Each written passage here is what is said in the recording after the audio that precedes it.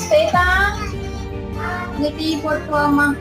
வேலையே இல்லையா? டீயை போட, அதை போடு, இதை போடுன்னு கிடக்கும்.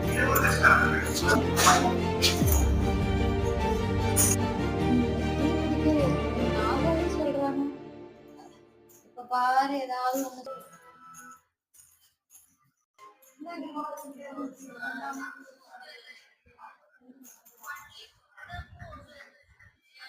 என்ன டீ மாதிரியே இருக்குது? போட்டா டீ ஒழுங்கா போட்டு தர மாட்டியா?